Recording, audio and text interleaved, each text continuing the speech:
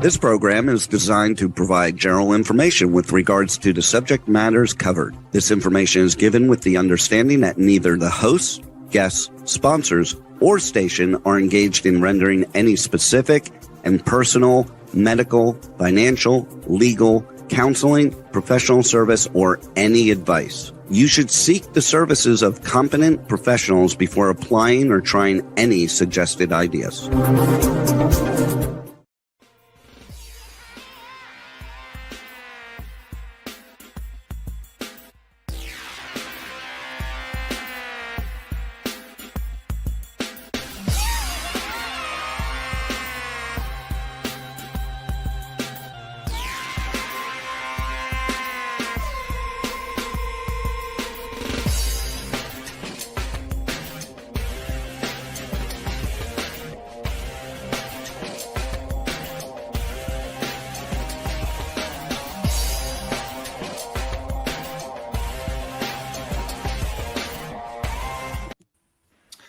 Hey there, it's Brian Sebastian, movie reviews and more. If it's Tuesday, you know what? Support the arts, first of all. You got to support anything when it comes to music, films, authors, artists, you name it. And obviously, we're streaming on over 100 outlets right now. Talk4 Media, K4HD Radio, Talk4 TV. And I love how all the hosts pop on at the last minute. I just love this. As that's usual. Thank you, women. It's a great thing about this because this show is special. Let's see, how many shows? 166 live shows in a row. We're still on our streak, 40 million views and counting out of iTube 247 out of Franklin, Tennessee, and around the world. So the good thing about that is there's a lot of people listening in because that's not because of Cindy Cowan. It's not because of her. It's because of Erik, his wife, and Nancy Potter, and everybody else. But everybody. Got to say hi to friends in Singapore because they're watching there. Nashville, Tennessee. Houston, Texas, Chef Rachel Roberts is not on because she's got bad internet. Terry says hi, Cindy Cowan, because she's working on her stuff. Carol Register out of Florida. I want to go ahead and introduce the host first. I'm going to get into everybody else. Go ahead, Carol. Hi, I'm Carol Register, and it's really lovely to be here with you guys. I'm super excited to get to know you. Erik and Christina, of course, we've met. I'm so excited to see you again. And Cindy and Nancy, I'm so looking forward to being with you and Vocally Tosh. I take women from 6 to 7 figures using the NeuroWealth method, and it's a guaranteed process. So I love doing what I do. I also have fantastic retreats at my boutique hotel in the Andes Mountains in Southern California. And right now, we've got some location-focused retreats going on. So if that interests you, just reach out and DM me, and I'll share great info with you. And there's Howard. Yes, Howard. I can hear you. Yay. Got some great beauty kitchen eye cream for you, by the way. So, yeah, it's lovely to be here. Thank you. All right. Howard Wiggins, since we got a sound on you, tell them who you are, where you're coming from. Howard Wiggins, Brentwood, Tennessee. Son of Little Roy Wiggins, plays the guitar, one of the top 35 leading interior designers. And I have my own design look called Stacked and Layered. Let's see. And I'm in a movie called Without Warning, and another one in Hollywood, if it gets a little bit more funding, called Who's Going to Take Care of Me? That's it. Vocally Tosh, we got you in the dark a little bit, but something's going on in Miami. Go, Tosh. Yeah, I don't know what's going on, but hello. Hi, it's Natasha, Tosh Baby, Vocally Tosh. And I'm a singer-songwriter. I'm an urban Latin singer-songwriter, but I do a little bit of everything. I'm into digital marketing, network marketing, and kind of learning all the ways to be able to monetize in multiple ways using my social media. So I've been, diving into that, diving into music. And I'm very happy to be here with you guys today. It's been a while, and I was like, I need to be on the show tonight. It's been a long time, so I'm happy to be back. And it's funny, every time she comes on, something good happens to her, just like, Carol. So you got a ring on it yet? Yeah, exactly. So we've got award-winning authors on here too. Before we get to Cindy, because this is special. All of our shows are special because it's about helping people in the arts. Doesn't matter if you're an artist, doesn't matter if you're an author, doesn't matter if you're a producer, independent film, need help. Theaters, you need to support theater owners going to see those movies. So when it comes to Nancy Potter, best-selling author, Barbie's Cut out of Houston, Texas, the one and only Nancy Potter. We haven't seen her in a long time. Award-winning author from Arizona, and his wife, Christina. I've not met a couple where, the wife says, honey, I love you so much. You stay home and write those novels, and I'll go to work and help everybody. Great thing for women. I've never seen anybody do that, but they're great people. And when you can get married to Star Wars and costumes, you can't go wrong. So his Project Pegasus, he's going to talk about, and that's a great thing about that also. And he's also an award winner too. And then when it comes to this young lady, I haven't seen her, I think, in 2 years in person. But every time, I thank her, and she doesn't even know that I thank her. Got to say hi to Hunter, because her assistant, he's just great. He knows what he's doing. I love calling him. I'm like, Hunter, I got some authors. I got some things for you. Let me know what Cindy's doing. What is she working on? Because it's about going out to support those theaters and, those projects. And when you have something like, being that first chair, the West Coast chair for, Little Kids Rock, which I like. It's about music, because we're marching in the world, the drum and bugle corps, underprivileged kids, watching the arts like that, you need to support them no matter what. And when you're that Oscar nominated, that Emmy Award producer, even that Telly winner for short films, yes, Cindy, I know everything off the top of my head about you. It's pretty impressed. Well, you can't go wrong. And I think I interviewed her for the movie Traffic going back, because I just remember doing all of those junkets. But what I really like, one of my very favorite films, it's Very Bad Things. And I have to give her credit, because sitting across and having drinks with Cameron Diaz in Toronto with Ben Stiller, and then having Christian Slater come back when he got arrested. I did his first interview, and Christian was so happy that it was me and not some gossip person. We had a great time. That's one of my best films that I really enjoy. And my hat goes off to all the things that you've done with all your feature films. And I don't know, I think she's going to tell us about Boy George, or who knows, in Sync with Lance, I haven't seen in a long. Who knows? She's got a lot of things going on. Yeah, a lot of things. Want to know me, Cindy. You. Cindy, I'm not going to talk anymore. Take it away. That was a great intro. Thank you. And yeah, Very Bad Things is one of my favorites too. It was Peter. It's a great film. It was Peter Berg's first directorial. Absolutely. And we were The Hangover before The Hangover. So many different films were variations and ripoffs of ours after that one. But thank you. It was great. Well, the reason why I bring that up and why everybody's listening around the world and everything is because look where all they are now. Jeremy Piven, we all became friends. Me, just by supporting their films. I'm not that actor. I don't do that stuff. That's not my gig. My thing is watching films and music and helping getting everything going like that. That's really, really important in my world. And helping those women projects. Women, I don't care if you're in the world of dressage or the world of bodybuilding. It's very, very important, because I felt back in 2008 people weren't getting their due. And I just remember, Cindy, before I let everybody on, sitting, working on the ranch in the hot sun, and said, when I go to a dressage show, I saw that when nobody was getting publicity in that world, those women were spending thousands of dollars on their horses, hay, you name it. And in the world of bodybuilding, they weren't getting any recognition. And I said, I'm going to change that. And this is what movie reviews and more is all about, helping these women out there. Our audience is more women than it is men. It's 52 to 48, or 48, 49, and I love that around the world. Cindy, talk about what's been happening with you. Talk about AI, and we'll get into everybody else. Go for it.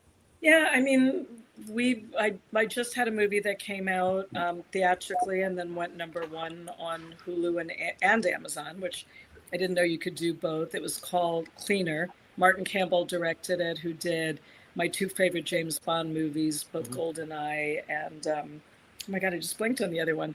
He's phenomenal. And, Daisy Ridley starred in it from Star Wars, and Clive Owen. We have a thriller coming out as soon as Stranger Things comes out with Sony. Jamie Campbell Bower, who plays Vecna in Stranger Things, is in it, so we're timing that release. And then I'm about to start another thriller. I think I'm off to Ireland, which is where we're looking to shoot the next one. And then I go into 2 music-based projects, one being John Lennon, which is a mini-series, the NSYNC project that you were alluding to, which is great. And hopefully we're tying that in with NSYNC's 30th anniversary. So Good it's for been you. kind of busy. Yeah. Yeah. Wow, So bring in the, that's amazing. It's great. A lot of people don't realize that way before I got into film, I was a songwriter. So it's amazing to go full circle and get back into something I love, which is music, and be able to tie both together. So it's great. That's great. Yeah. Thank you. Cindy, you make this sound so easy. Like you have so many projects going on. How do you handle all of them at the same time? How do you handle them all? Yeah. Yeah. It's not easy. Everybody who's saying that our business is getting tougher and tougher is not kidding. It's the business is tough. Brian, you kind of said, talk about AI. I'm a AI right now. There are good things with AI in the fact that if somebody wants to do a film and they hardly have any money, and the kids are much smarter than I am. You're not afraid of AI like I am. I'm a little afraid of it, but you know what? You can do your effects, you can do music, you can do sound, you can do everything on AI, and that's great. What's not great for me is I'm old school, and those are a lot of my friends that are losing their jobs. So it worries me a little bit. And then just the flux of the world right now. My next movie should be in America, and it's not. We're going to Ireland. So it's a little bit tricky right now. The one thing that I tell most filmmakers, though, is you never know when your project is going. We do know when our next one is going, so it's good to have a couple in the pipeline at all costs, because I'm at the mercy of when an actor is available. So, that makes a lot of sense to have, right now, I think it's more important than ever to have multiple streams of income. And that really aligns with having multiple projects lined up, and then you're not at a loss if one doesn't come through. Absolutely. And I think a lot of filmmakers now, at least in my world, we're looking for projects that can multi-hyphenate roads of equity and financial rewards coming back to you. So some of the music-based projects, we'll look at turning them into Broadway plays, or we'll look at adding additional music that then we can help control. Just all different ways to get the financing, their money back, and then some. I want every movie to be super successful. Oh, I love that. Yeah. Yeah, I agree. Yeah. Nancy, tell Cindy who you are, where you're coming from, and how you wrote your book. Because I always tell people, things they don't realize what goes into producing. It's a lot of hard work. And the strange thing, when I last saw Cindy, it was at Melissa's Oscar red carpet thing in Beverly Hills, and I'm like, my God, she looks beautiful still. I was saying, how does she do these things? You're making my day. Well, I don't say it just to say it. I say it's true. I mean, but the reason why I say these things, I'm always relaying messages from my friends. By the way, Aaron Gavin says hi to you, and Lainey Strauss says hi to you, because they're coming up next 2 weeks. Right. But it's one of these things. They don't realize how long things take to get going. It could take years. And I tell them the average documentary takes 7 years to do. So, when Nancy was writing her book, Nancy, I'm putting words in your mouth. Nancy, sorry, go. Tell them how long it took to write your book, and it became a bestseller. 38 years. Wow. It's based on life. 38 years. I was just 2 when I started. I was going to say, you must have been. Right? It's based on the life of my great grandfather. It's the true American story. Started out on a flatboat on the Mississippi River, very poor, and became one of the wealthiest men in the South. Amazing. At the turn of the 19th century. And it's just fascinating. He was able to do all of these things with no technology. He had offices in Europe eventually, and offices in Mexico, and all over this country, and houses, and how he kept that going, I have no idea. But it's not just a story. I think I tried to make it a story that everyone would like. The businessmen love it. It has business in it. The women love it. It has romance, a few things, dalliances going on. And my house is, as I'm sitting in here, full of things from my great-grandparents. So I have his glasses, his wallet, I have all their passports. I have some of their clothes. I have furniture from their house. And so I'm just immersed in them. Amazing. And I have been all my life, because my grandmother, their daughter, was always talking about them. And in fact, the next book that just started writing is about her. So he goes, well, I don't want to tell you the whole story because I'll ruin it. Great. The next book that I'm starting is about her, and about how her life turns out after her father dies. And it was a labor of love. I have a handicapped child that took 20 years of my life. And but it was always going to happen. And now it's going to be a miniseries. I just Good know for it's you. meant to be because it's very long. It's 550 pages. Wow.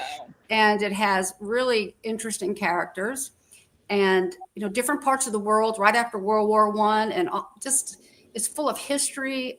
It's got a little everything. So I think it has a lot of potential as a miniseries. And so I'm trying to learn how to use AI, Cindy, to make a treatment or a Bible. And I get them all confused all the time. I'm so afraid of it. And I know I'm not supposed to say that. Everybody says I am too. If you're not into it, you're going to be left behind. And that's why Hunter's here. I'm like, Hunter, you use it. I'm one of those people, though, that's a public-private person. And I think my fears of AI are just having too much info. So I don't want to ask it anything. I don't need an AI boyfriend, an AI assistant. I don't want any of that. I just want to keep, I want to keep employing and having real connections with real people. Right. But saying that, it will pop out your narrative very easily. And you just need to plug in, specific lines that you want and then just say to it, can you put this into treatment form for me? You will have to fix it, but it will do it. It is crazy. Well, I have 2 seasons sort of kind of broken down into episodes. And anyway, I'm getting into the weeds. But that's great. Good for you. Yes. And I'm determined, just like I was determined the book's going to be published and it's going to be a wonderful miniseries. Yeah. Good for you. Thank you. Again, to what he was saying at the beginning, people have no idea. Even when we did Traffic, I got Traffic after it had been out there for years. I think Traffic took probably 11 years to get made. Wow. And, it had so many different iterations with, I think Tommy Lee Jones was attached and Nicolas Cage was attached. And it was only when it came to us that we lowered the budget, put Michael Douglas and Catherine Zeta-Jones in it and revamped what it was and it got made. But same thing with Forrest Gump. I think Forrest Gump took 15 years to get made. Wow. So it's just, it's crazy how quick time goes. It is. And Brian, that reminds me, same kind of time period for you too, Erik Foge, right? With writing your book and getting it out there. Foge, yeah. I know I always say it wrong. I give it that little extra love that you just Remember, every time you're going to say it wrong, you have to charge you $1. It has to go to a donation. Oh, if that was the case, we have a lot Right. of, it happens all the time. No worries. Hey, Erik and Christina, talk about why you guys got married, first of all, in Star Wars, Gab, but also talk about, the partnership, because I tell people, on the show and outside about your couple, you two, and what makes this work.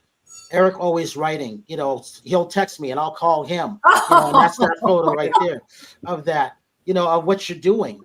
And just going to book conventions and being just the dapper person that you two are. I love this. And just when I get a chance to see you guys, I think it's special because I'm just relaying messages of how hard it is to get things in people's hands and what's going on with stuff like that. Oh yeah, goodness. It's a supportive position for sure because he's the artist and I work in healthcare technology, so it gives me the ability to be able to support him in his dream, and I want to see him win. That's my vision and my goal there. But I think getting married to him, he's gorgeous and has beautiful eyes and has a soul that just speaks to me and always has. So he's one of the last good ones left. And I always tell his mom, I do laundry and I can cook. So. Yes. And he That's a plus. So while I'm working and he's writing in between, he needs breaks. I tell him, you got to rest your mind. It's really, really important to do that. So I kind of help him with marketing and some social media. Cindy, I'm like you, AI scares me. I work in healthcare, so AI is tricky when it comes to healthcare and information and knowledge. So I'm with you there, and we're sticking our toes in the water in our organization, but it's still a little scary and frightening. But I think with supporting Erik, it's fun for me. It's a whole different industry and world that we're learning about. So you mentioned Forrest Gump. We actually saw this really great documentary on the movies that made us. Yeah. Mm-hmm. And we learned so much about how movies get made from book to treatment to the screen. And it sounded exhausting, but fun. It is. So, yeah. But what we found interesting about Forrest Gump, since we brought that up, is it was not a national bestseller.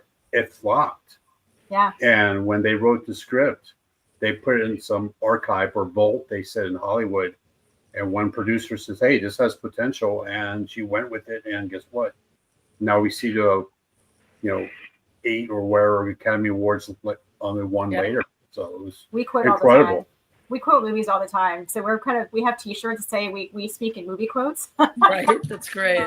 So my biggest goal is, hey, maybe there's a movie quote that's going to be from his book somewhere in that movie quotes that we keep quoting to each other all the time. Right. Oh yeah. Yeah. Erik, talk about your background and how you started writing. Then Cindy, we're coming back to you. Go ahead, Erik. Well, I started when I was 14. That was in 1985. So that is that is AD, not BC, guys. So just want to be So like I said, my parents sent me to Washington, D.C., and I always loved history.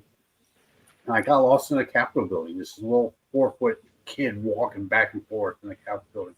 And this D.C. cop says, "What are you doing, kid?" I said, I'm trying to find the chambers. "You missed it 6 times. It's right down the hallway." So I put in, and he says, "Where's your parents?" I said, "They're in Florida." He said, "Excuse me?" Oh my God. I said, Florida, Peninsula State. He said, "I know what Florida is." So I said, "My driver's going to be in the lobby." And he took me downstairs, and that's where I saw the armory, and that's where I really wanted to work for the federal government. Granted, I was writing then, but my first calling was, hey, I want to work for the government. Wow. So I kept my nose clean all the way through college, and I majored in Russian history, Russian politics. And I was approached by someone in the government agency in Virginia. I'm not going to say who it is, but I'm sure you can put 2 and 2 together. And unfortunately, that didn't pan out. So I said, I always liked writing. I have a degree in history. I like time travel. Like, I'm going to date myself, like the movies like The Final Countdown or The City on the Edge of Forever, I believe it was called, in Star Trek, dealing with time travel. And I said, why don't I combine all those things and to make it a novel where the main character has to fix the timeline because it goes skewed. And so far, I'm 4 books in, and I'm writing the prequel to We Know Your Name, and this is the concept cover right here. Amazing. So that's a prototype. Yeah. He never gets writer's block. It's amazing. He had like 3 books written, and he woke up one night around 3 a.m.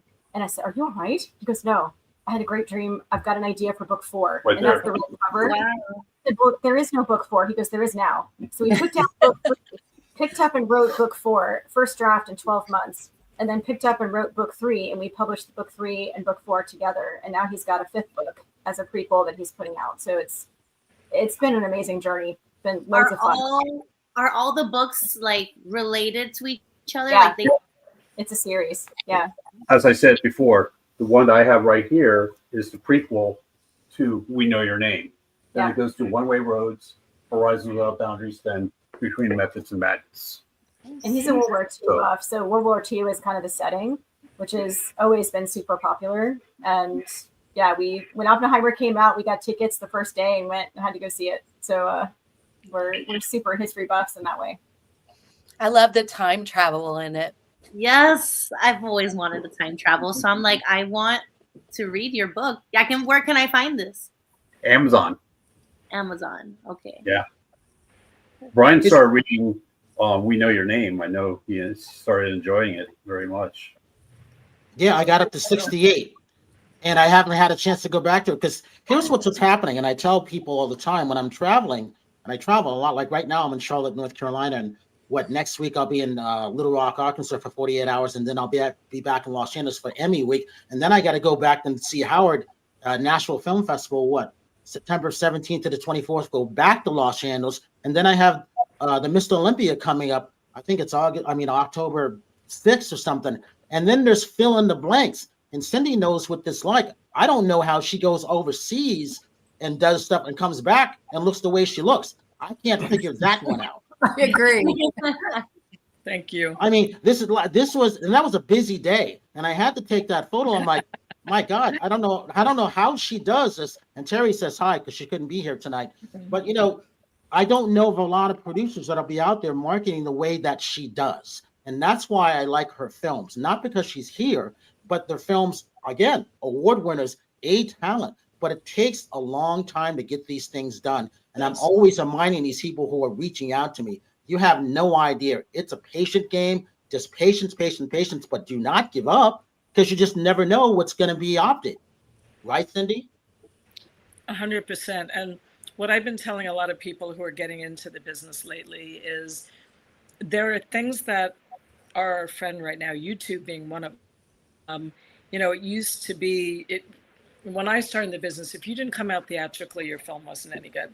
Now nobody cares. You come out theatrically, that's one thing. If you go straight to Netflix or Amazon, nobody cares. They really don't. In fact, you'll have more longevity coming out into the.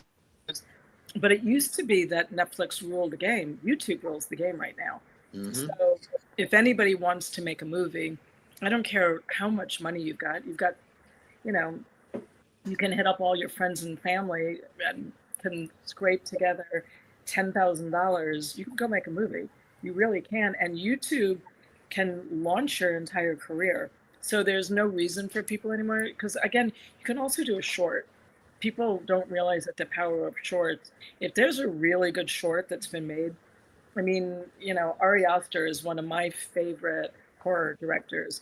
I don't know if you guys know who he is, but he started with a short, I think it was called Meet the Joneses. And if you guys haven't seen it, it was amazing. And it was his thesis for, I think it was UC that he was graduating from. And all of us knew to go looking for his next movies. And every one of them has been just a massive hit. He's signed to A24 now. So, there's all different ways to make movies. I'm takes advantage of the entire world.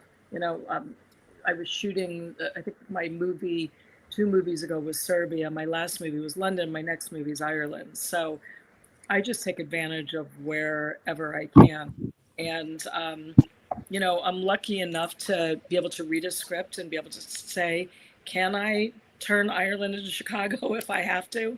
The answer is yes, depending on how many locations there are. And it's unfortunate. I'm one who's proud of California. I mean, I was a little bummed out that our proper and half of California started to leave, but I have to say I'm proud of them for stepping forward right now and adding a ton back into the reserve, and hopefully California becomes a movie capital again. I mean, I'm praying we do. And I'm always telling people, which is why, when I was helping run Hollywood Film Festival in 2015 and I brought the Chinese over, I saw how things were changing there. We did it in 2015 with no money. We had no money.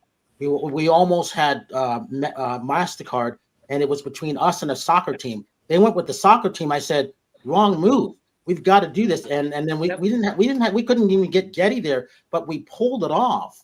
Yep. And, I just knew at that point film festivals were changing. I always support film festivals, as people know. When I'm in Tennessee, Howard comes with me. Whenever I go to Georgia or, North Carolina or, Chicago or whatever, I'm doing that. But Cindy, the one film festival besides my love of Santa Barbara that I always see that's still that energy there is Dances with Films. That whole cast come out, and I just see that. And we've been having them on the film, those people. And I don't care if it takes me a year to get them on because we're always 4 months booked in advance. And I just know they love coming on. And I always tell them this, get a publicist. You need a publicist. You can reach out to me, but it goes hand in hand because you can only do so much. You made a great film, but what good is it if nobody knows about it? What good is it if you write a great book like Erik and Nancy have written, but nobody knows about it? You've got to just keep it. And it's like a film these days. It really is. It takes a while to get going because even the book world has changed. How do I know that? I just remember talking to I think it was the 10 People You Meet in Heaven or something like that for ABC TCA Press Day. And I'll never forget in 2008, he goes, Brian, I do my book signings in Detroit, Michigan at the Michelin Tire Place. I go, what? This is in 2008. He told me that. And I said, wow, if he's doing it there, things are changing. There's not a lot of Barnes and Nobles. Howard knows in Franklin, Tennessee, there's the oldest bookstore there. And I went there and I always get it because I'm not that author. I'm going to have a ghostwriter. But I'm doing these things for those people out there because they reach out to me all the time. Hey, we see your show. I see you in person. How do I do this? And I just give them names. Reach out to so-and-so and don't be depressed or upset that they haven't got back to you. Cindy, you know what it's like to get all these things thrown at you. I can only imagine what Hunter has to go through.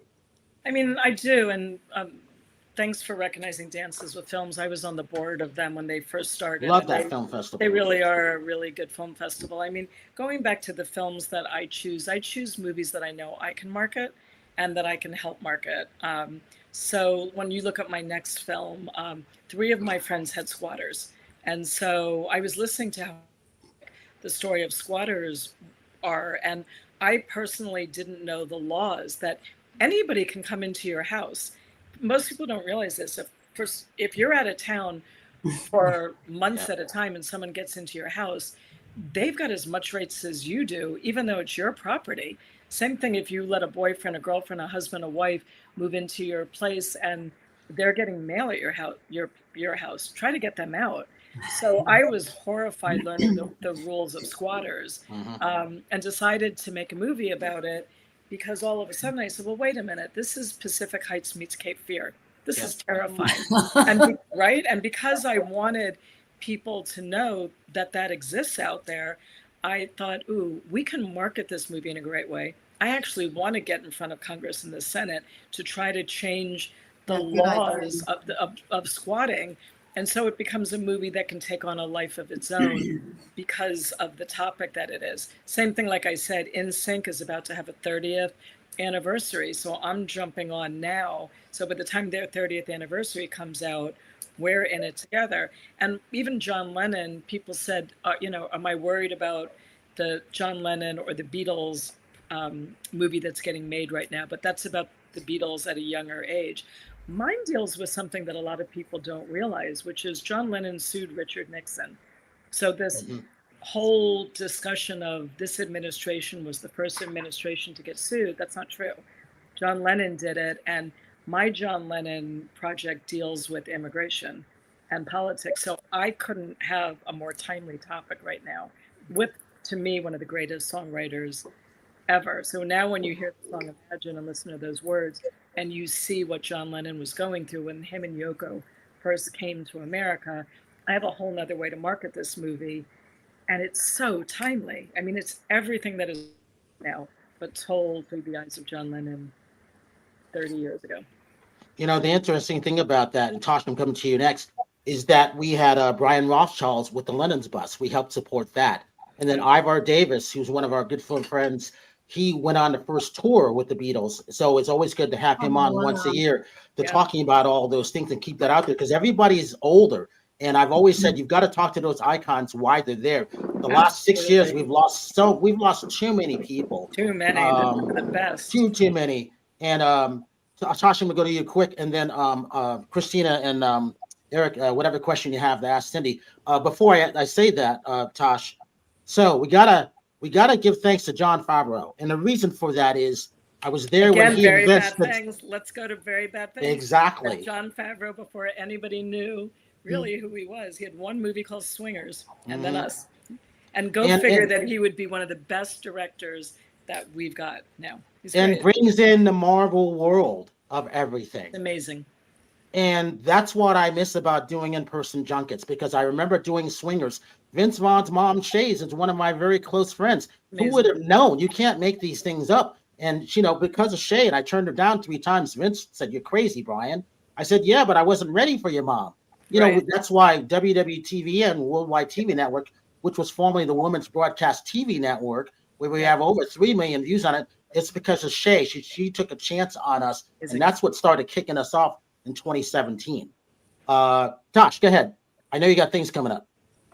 Yes. I haven't been on here for a while. I just want to update everybody really quick. You weren't missed.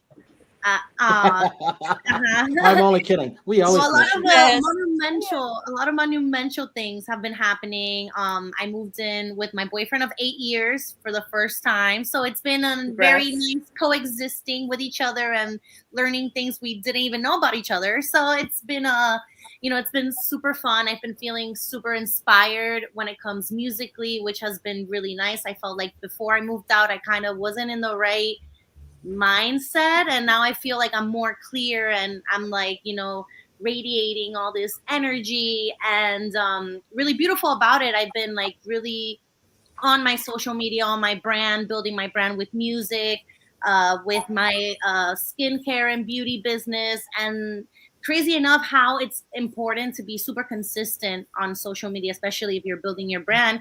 I had this event reach out to me that it was about empowering women.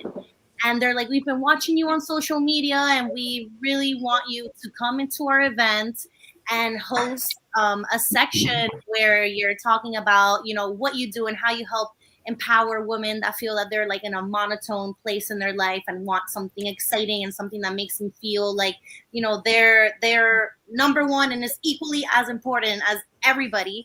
And it got me super excited, and I'm doing it this Saturday, and I'm super nervous because I've never done anything like that. But you know, everything. Gosh, you sung in front of Times Squares. What are you talking about? I know, but that's different. It's different. It's a whole different thing. For me. Like I've never done that before, so I've been like really anxious these past 2 days, but it makes me really proud that what I've been doing and what I've been implementing on my social media strategy is getting seen by the right niche. So I've been very proud of myself and been starting to write again, and you know we're in a good spot. We're in a good spot, and I'm very proud of myself. Good for you. I'm proud of you. Yeah. So, Cindy, let me tell you about Tosh. Tosh has been with us for 5 years, almost going on 6.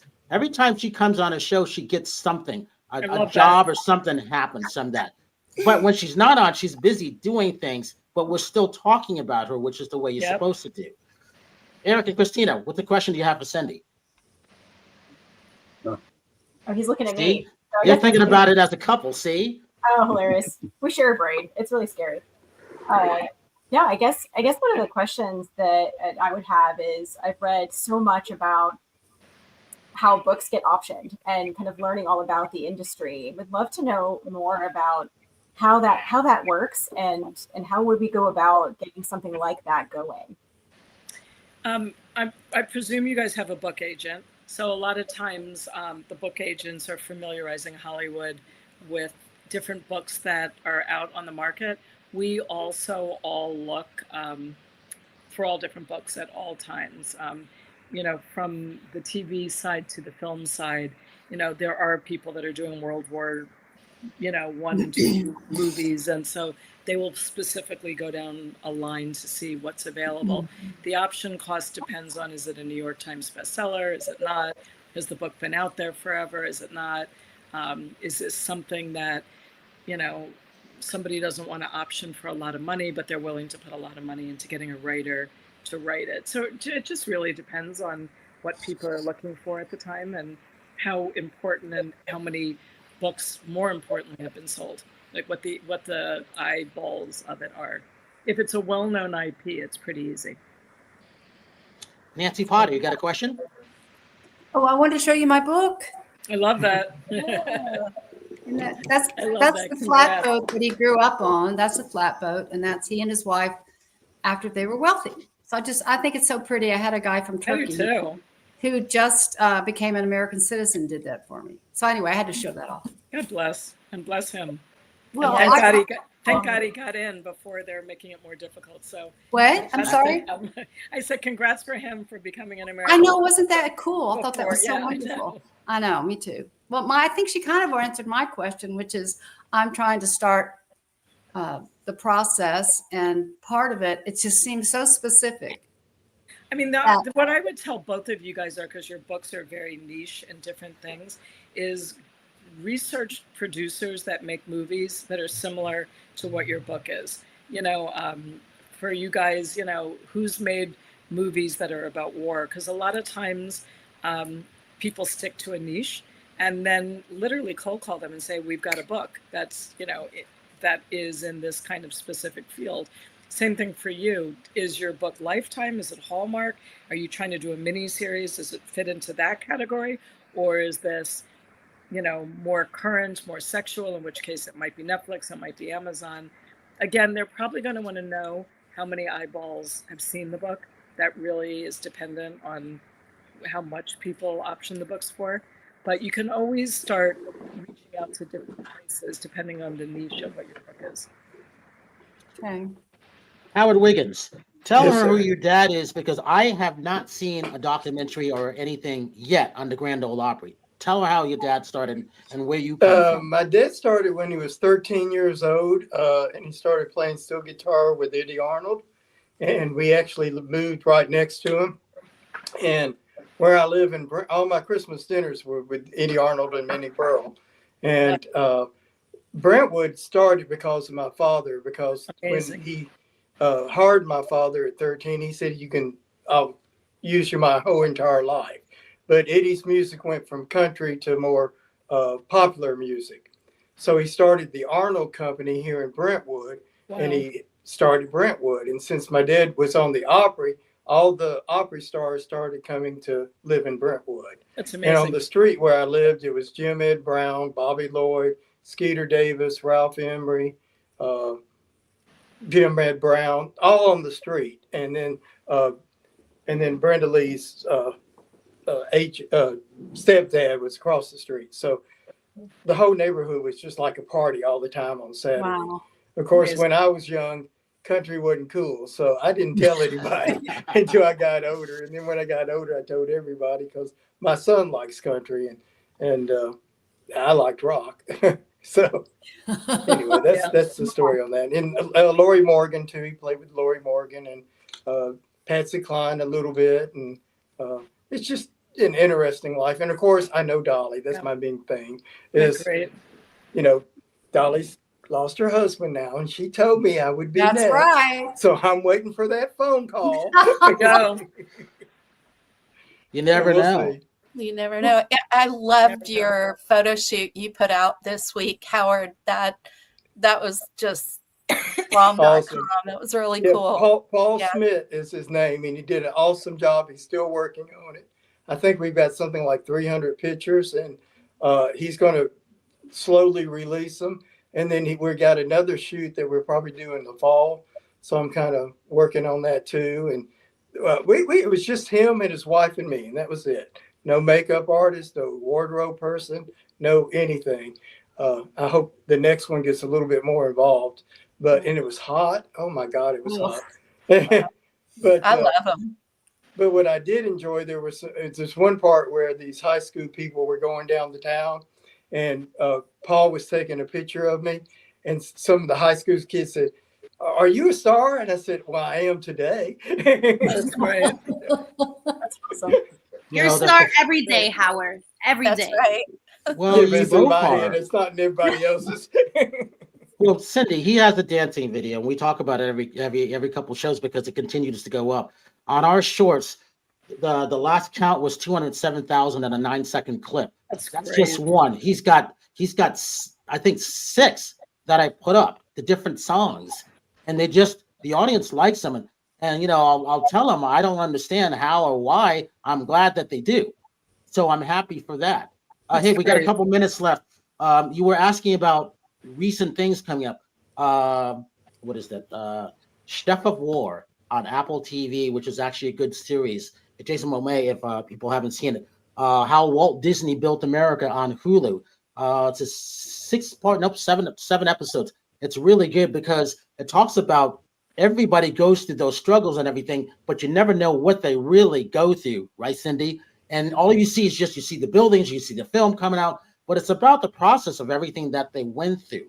Eric, I know your story. Nancy, I know your story. Tosh and even when Howard and even Carol on, her hotel in Chile. But it's one of those things where I love watching those, and that's why those things are important. And Cindy, I can't wait to see what you're going to do with NSYNC, because Lance Bass and I, we used to just hang out, when he left that. And he was just the nicest kid when he started doing movies for Miramax and everything. Yeah. And I'm like, why do I keep running into Lance? And and it was just I just miss those days because not everybody lives in California anymore, as you were saying, which is unfortunate, I know. Even you, Brian.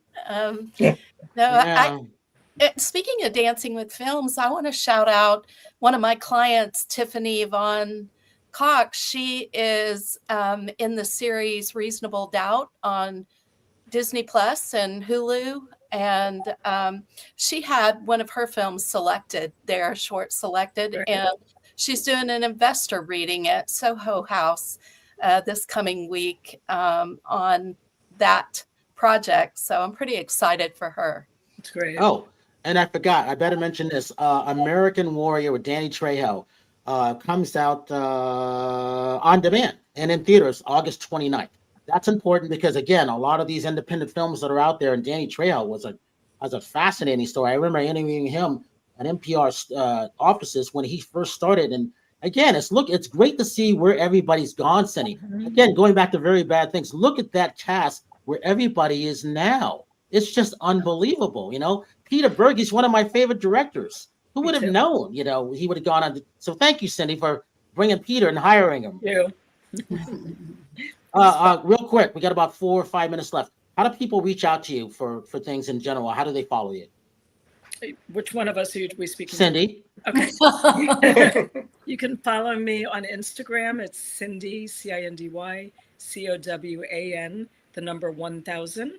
That's the same thing on X.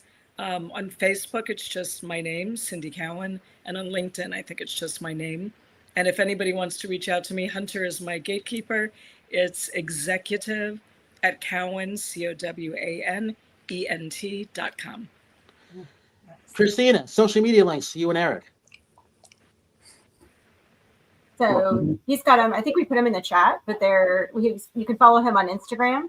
You can also follow him on Facebook and LinkedIn. We're also on LinkedIn. So the two of us, we're separated on LinkedIn. He's got the author profile and just mine separate, but definitely in those places. We're not on X, but definitely can look into that. And then also we have on Instagram, we do have trailers for a couple of the books that we've had produced and put out there for which has been fun. So that's been entertaining. Some people keep asking, is it a movie? Not yet. So it's been really good. And I always say that for the radio portion of it, because we have a lot of people listening on Siri and everything like that, which is quite interesting. I didn't know that until 4 years ago. Carol Register, social media links for everybody. I'm at NeuroCoach Carol on IG, just like neuroscience, NeuroCoach Carol, and then Carol Register on Facebook and LinkedIn as well. And your podcast. Unleash and Unstoppable, and that is going super strong. I'd love for you to follow and listen. We talk about the neuroscience of leadership, health, and wealth. And Eric, you have been a major guest. I loved having you and talking about the Pegasus series of your book, as well as Brian has been on the show. If you're interested in more publicity and visibility, just reach out to me. Vocally Tosh. Well, you can find me at Vocally Tosh on all platforms, on all streaming platforms. You find me as Natasha Rumbos, and you can take a look at music, YouTube as well. I have music videos, and that's the way to reach out to me. And thank you for everybody that's on the show tonight. So happy to be here, and we'll definitely see more of me now that I'm back to film. And I like that video where you were dancing and you fell down. That was funny. Oh yeah. Oh no. With heels and 5 shots of tequila in. The Venezuelan and her. Nancy Potter. Visit my website, nancypotterauthor.com. Find some interesting things on there. And on Facebook and Instagram, it's Nancy Potter Author. Howard Wiggins. Howard Wiggins Facebook, of course, movies, review, and more. I've got my own, I'm really going more into the interior design. So I'm going to open up a place in Chattanooga pretty soon. And that's what I'm looking forward to. And I've got my own look called Stacked and Layered because my place is little and I've got nothing but to go up with it. and what mansion room are you in? Yeah, I'm in the entryway. What's that behind you? Yeah, Cindy, it's all authentic. He's had it since he's 16. So you can imagine. If you watch me on Facebook, you'll see pretty much all the rooms, sooner or later. It's great. Cindy Cowan, you get the last word. Tell people why they should support the arts and how can they find some of your films. Just a couple films that you suggest people go and look back at, because think of the Disney model. Every 7 years, someone new is born. So there's a lot of people that haven't seen things.